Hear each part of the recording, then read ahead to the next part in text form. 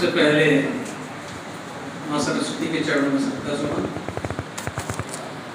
क्षय रोग निवारण दिवस भारतवर्ष में इस दिवस को मनाने की परंपरा शुरू हुई 1982 और डॉक्टर रॉबर्ट के अनुसार 1882 में उन्होंने सर्चिंग की थी। तब से क्षय रोग निवारण के लिए निरंतर प्रयास किए जाते रहे। आज की इस गोष्ठी में कार्यक्रम में उपस्थित हमारे मुख्य चिकित्सा अधिकारी डॉक्टर जे एस बख्शी जी, जिला क्षय रोग निवारण अधिकारी डॉक्टर सोनी जी, विद्यालय की बात हमको ध्यान रखनी है स्वच्छता। क्षय रोग के पेशेंट को हम लोग अनदेखा ना करें, उसके साथ ऐसा कोई व्यवहार ना करें कि वो समझे कि हम समाज से दूर हो गए। उसको समीप रख के उसको साफ स्वच्छ हवा वातावरण उपलब्ध कराना है, उसको समय पर दवाई लेता रहे, इसकी चिंता हम लोगों को करना पड़ेगी। और आज हमारे प्रदेश के यशस्वी मुख्यमंत्री योगी आदित्यनाथ जी ने इस तरह का कार्यक्रम बनारस में प्रारंभ किया। हम लोग यहाँ बैठकर गुरुदेव महाविद्यालय में इस कार्यक्रम को कर रहे हैं। निश्चित रूप से हमें पेशेंट के प्रति निश्चित रूप से प्रभावित करते हुए पेशेंट को कि तुमको चिंता नहीं करनी है, इस बीमारी बता दिया है डॉक्टर साहब ने कि बीड़ी, सिगरेट, तंबाकू, शराब यानी नशा, मुख्य रूप से नशा ही इस बीमारी की प्रारंभिक स्थिति को तैयार करता है। क्योंकि हमारे लोग, हमने देखा अपने बुंदेलखंड में खासतौर से टीबी के पेशेंट बहुत थे, आज की तारीख में संख्या बहुत कम हुई। हम लोगों ने टीबी पेशेंट्स को गोद लेना शुरू किया है।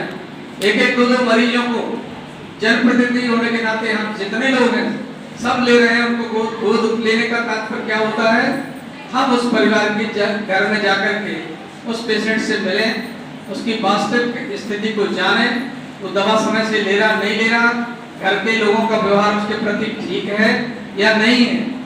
ये सारी चीजें हम सबको ध्यान रखनी है। आपको कोई पेशेंट मिलता है जो आज भी रजिस्टर्ड नहीं है और उसको लगता है कि ऐसे लक्षण हैं, तो हम लोग खुद एक जागरूक नागरिक की तरह हम देश के राष्ट्र भावना से ओतप्रोत होते हुए उस पेशेंट को अस्पताल तक भिजवाने की व्यवस्था करें।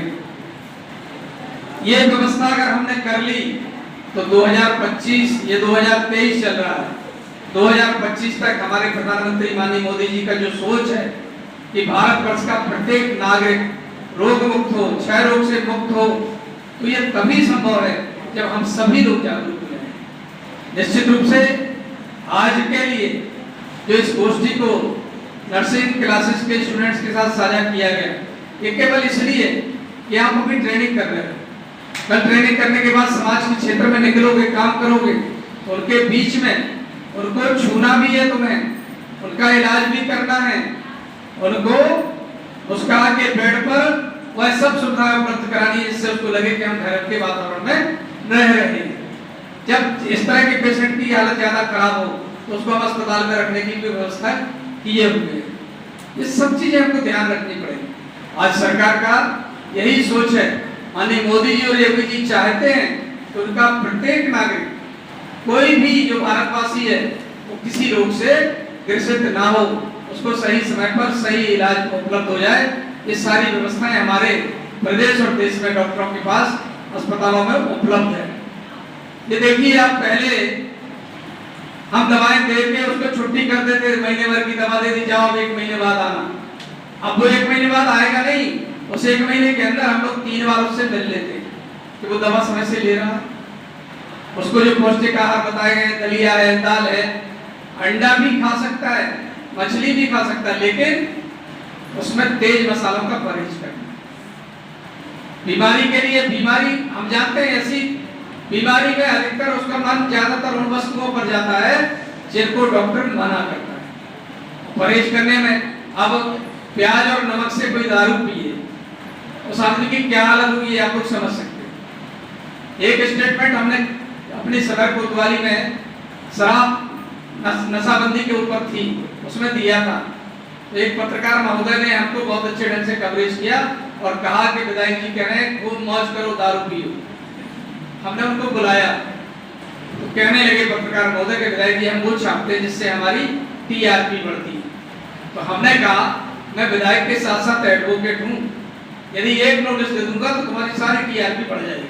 ये ध्यान रखना, बात हम जब कहें कम से कम पूरी बात है।